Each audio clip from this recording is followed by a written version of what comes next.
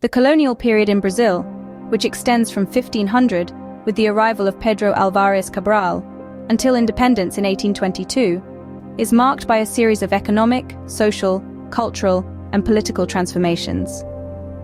This period can be divided into different phases, each with its own particularities, reflecting the complexity of the Brazilian colonial experience. I will address general aspects of this period, clarifying common points of confusion and dispelling possible misconceptions. Economic cycles.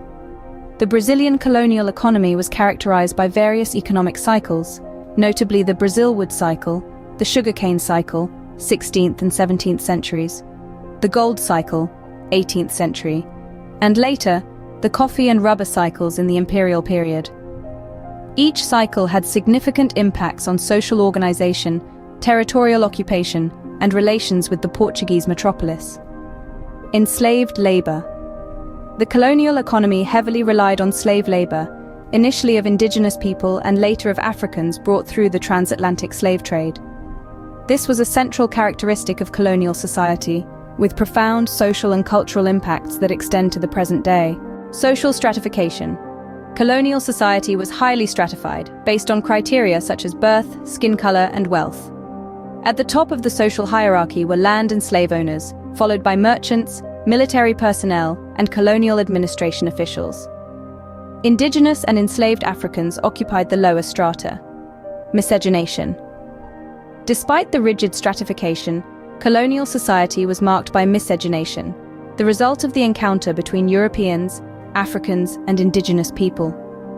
This mixing had important cultural consequences, but did not eliminate social and racial barriers. Administrative structure.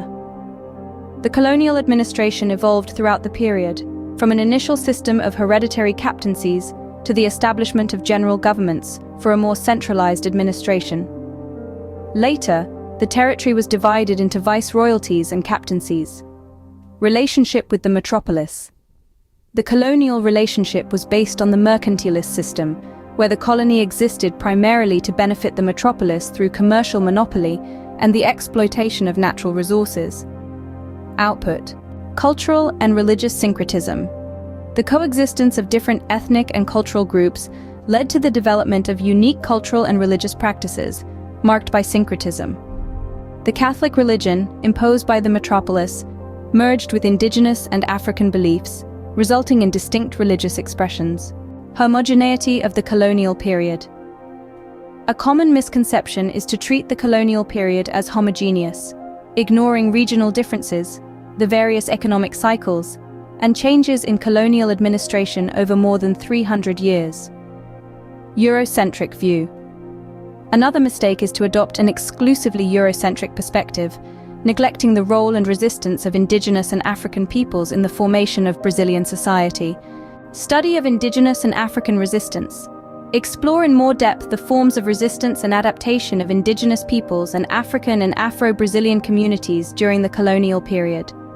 Regional analysis. Consider the particularities of different regions of colonial Brazil, understanding how economic cycles and local conditions shaped the colonial experience.